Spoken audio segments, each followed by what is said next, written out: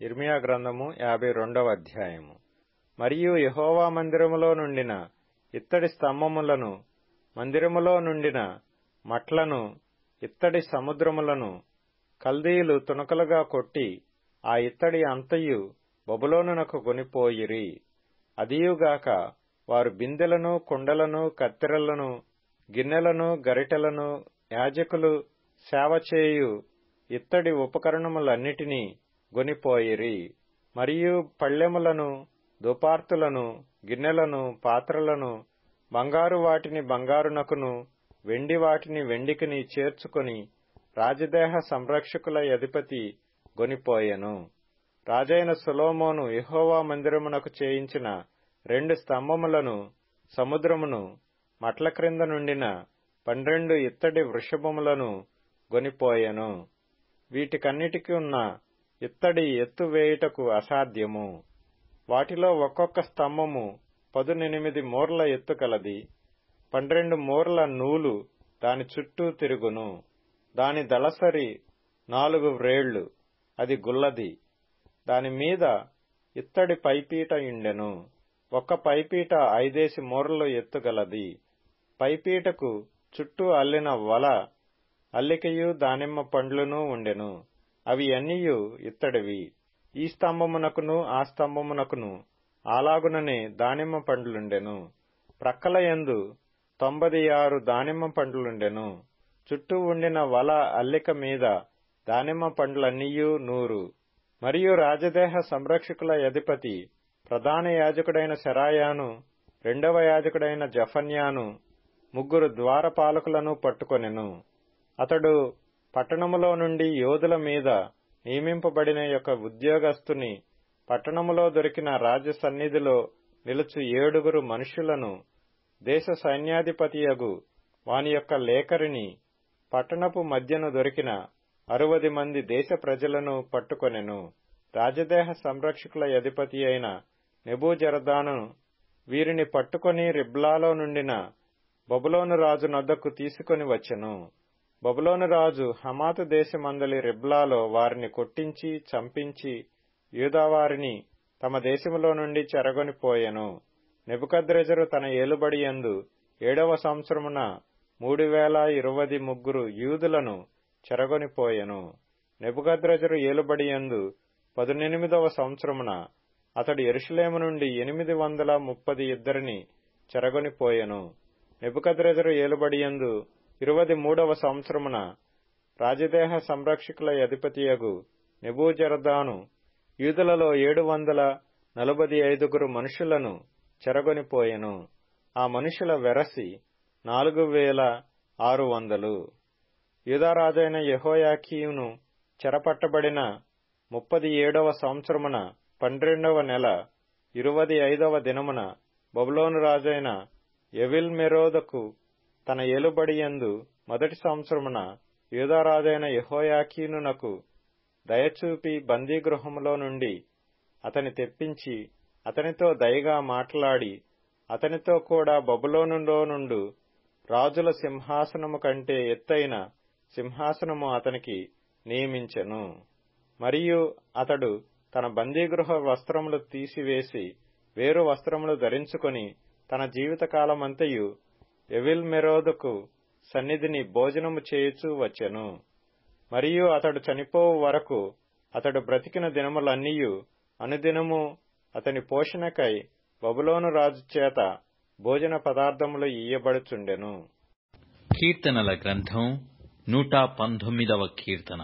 నీ శాసనములు ఆశ్చర్యములు కావునని నేను వాటిని గైకొనుచున్నాను.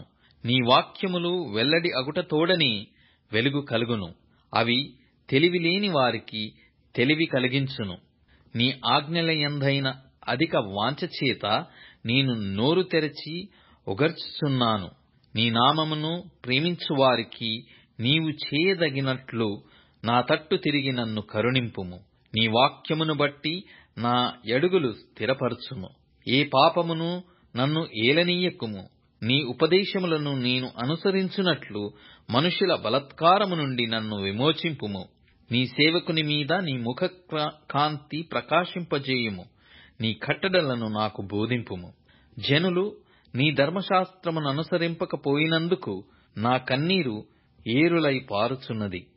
సామెతల గ్రంథం 27వ అధ్యాయం. రేపటి దినమును గూర్చి అతిశయపడకుము. ఏ దినమున ఏది సంభవించునో అది నీకు తెలియదు. నీ నోరు కాదు, అన్యుడే. నీ పెదవులు కాదు, పరులే నిన్ను పొగడదగును. హెబ్రీయులకు రాసిన పత్రిక 4వ అధ్యాయం.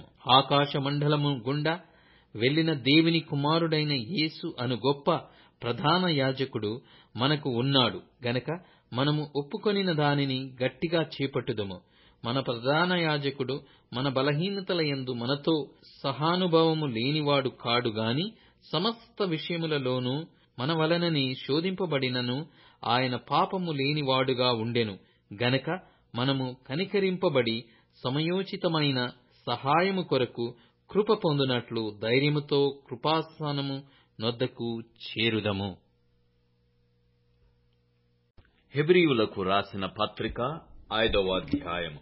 ప్రతి ప్రధాన యాజకుడును మనుషులలో నుండి ఏర్పరచబడిన వాడై పాపముల కొరకు అర్పణను బలులను అర్పించుటకు దేవుని విషయమైన కార్యములు జరిగించుటకై మనుష్యుల నిమిత్తము నియమింపబడును. తాను కూడా బలహీనత చేత ఆవరింపబడి ఉన్నందున అతడు ఏమియూ తెలియని వారి ఎడలను త్రోవ తప్పిన వారి ఎడలను తాలిమి చూపగలవాడై యున్నాడు.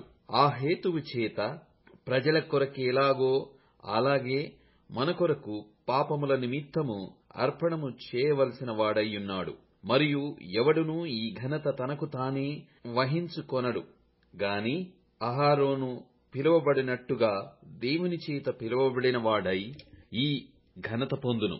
అటువలే క్రీస్తు కూడా ప్రధాన యాజకుడగుటకు తన్ను తానే మహిమపరచుకొనలేదు గాని నీవు నా కుమారుడవు, నేను నేడు నిన్ను కనియున్నాను అని ఆయనతో చెప్పినవాడే ఆయనను మహిమపరచెను. ఆ ప్రకారమే నీవు మెల్కీసెదెకు యొక్క క్రమము చొప్పున నిరంతరము యాజకుడవైయున్నావు అని మరియొక చోట చెప్పుచున్నాడు. శరీరధారి అయ్యున్న దినములలో మహా రోదనముతోనూ కన్నీళ్లతోనూ తన్ను మరణము నుండి రక్షింపగలవానికి ప్రార్థనలను యాచనలను సమర్పించి భయభక్తులు కలిగి యున్నందున ఆయన అంగీకరింపబడెను. ఆయన కుమారుడయ్యుండియు తాను పొందిన శ్రమల వలన విధేయతను నేర్చుకొనెను. మరియు ఆయన సంపూర్ణ సిద్ధి పొందినవాడై మెల్కీసెదెకు యొక్క క్రమములో చేసిన ప్రధాన యాజకుడని దేవుని చేత పిలువబడి తనకు విధేయులైన వారికందరికిని నిత్యరక్షణకు కారకుడాయెను. ఇందును గూర్చి మేము చెప్పవలసినవి అనేక సంగతులున్నవి గాని మీరు వినుటకు మందులైనందున వాటిని విశదపరచుట కష్టము. కాలమును బట్టి చూచితే మీరు బోధకులుగా ఉండవలసిన వారైయుండగా దేవోక్తులలో మొదటి మూలపాఠములను ఒకడు మీకు మరల బోధింపవలసి వచ్చెను. మీరు పాలు త్రాగవలసిన వారే గాని బలమైన ఆహారము తినగలవారు కారు.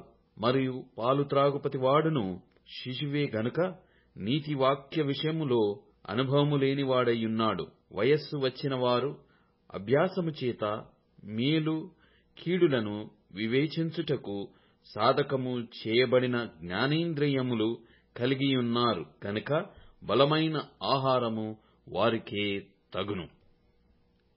హెబ్రీయులకు రాసిన పత్రిక 6వ అధ్యాయం. కాబట్టి నిర్జీవ క్రియలను విడిచి మారుమనస్సు పొందుటయు దేవుని యందలి విశ్వాసమును బాప్తిస్మములను గూర్చిన బోధయు హస్త నిక్షేపణమును మృతుల పునరుత్థానమును నిత్యమైన తీర్పును అను పునాది మరల వేయక క్రీస్తును గూర్చిన మూలోపదేశము మాని సంపూర్ణుల మగుటకు సాగిపోదము. దేవుడు సెలవిచ్చిన ఎడల మనం అలాగు చేయుదము. ఒకసారి వెలిగింపబడి పరలోక సంబంధమైన వరమును రుచిచూచి పరిశుద్ధాత్మలో పాలివారై దేవుని దివ్య వాక్యమును రాబోవు యుగ సంబంధమైన శక్తుల ప్రభావమును అనుభవించిన తరువాత తప్పిపోయిన వారు తమ విషయములో దేవుని కుమారుని మరల సిలువ వేయుచు బహాటముగా ఆయనను అవమానపరచుచున్నారు గనక మారుమనస్సు పొందునట్లు అట్టి వారిని మరల నూతనపరచుట అసాధ్యము. ఎట్లనగా భూమి తన మీద తరచుగా కురియు వర్షమును త్రాగి ఎవరి కొరకు వ్యవసాయము చేయబడునో వారికి అనుకూలమైన పైరులను ఫలించుచు దేవుని ఆశీర్వచనము పొందును.